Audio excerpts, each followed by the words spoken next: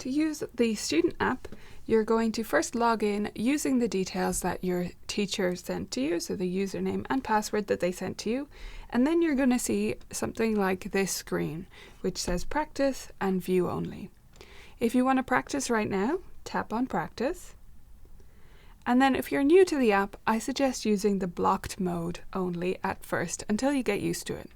This is basically a to-do list, so it'll have everything your teacher has assigned to you, and you can practice each thing. You can tap on each item to view the notes, listen to attached audio or video, or look at downloads, and view any notes they've written for you.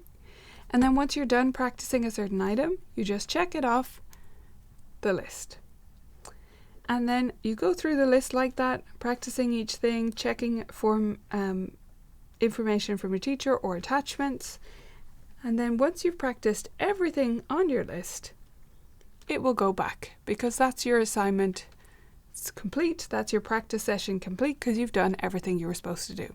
So take your time doing each item. Only mark it off when you feel like you're done practicing that thing. When you are ready to explore the other modes, you can do that.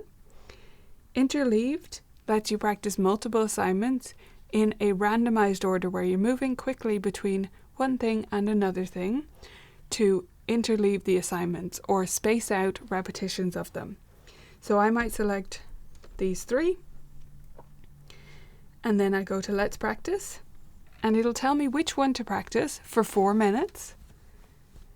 And then at the end of the 4 minutes, there'll be a little sound as long as you have the audio on your phone, and it will go to the next assignment, and it's going in a random order. So this helps you mix up your practice between different assignments. Focused is when you just want to work on one of your assignments and you don't want to focus on anything else. And it just is a very simple mode with breaks included. And then finally, Pomodoro, you select the amount of time you want to practice, let's say 20 minutes. And then you select the amount of time you want to practice and then have breaks so that you have spaced out breaks in your practice and you're not overwhelming yourself. So if I select 4 minutes on, 1 minute off, it'll have a countdown for 4 minutes, and then it'll tell me to take a break for 1 minute and then go back to the session until 20 minutes are up. So those are the other ones, but as I said, start with block practice to get used to the app that way, and then explore the others when you feel ready or when your teacher says to do so. Some other sections of the app I want to show you. So first of all, the messages. This is where you can message your teacher, that's the top one on my screen, or any other groups that they may have added to you too. So you may have groups that you're part of, you may not. It'll just show what your teacher has set up for you.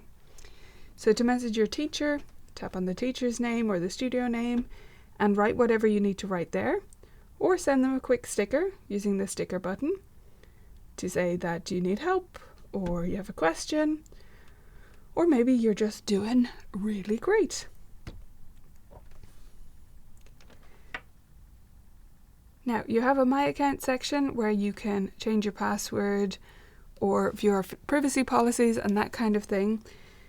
Only select delete account if you really want to delete your account. For instance, if you're no longer with your teacher or for some reason you want to delete it. But that is a permanent action and it can't be undone. So be careful with that button. You also have your reminders section where you can set up reminders to practice. Those will show up as notifications on your phone at that time when you need to practice. And then we have the profile switcher. So this is for if you have another person who needs to practice on this same device that you're using. So for instance, brother and sister want to practice using the same shared iPad or phone or whatever. So you tap the plus icon and you can log into another profile. That one will then appear once you've logged into it, and you can just tap to switch between them easily to practice under different profiles. Finally, we have our practice history.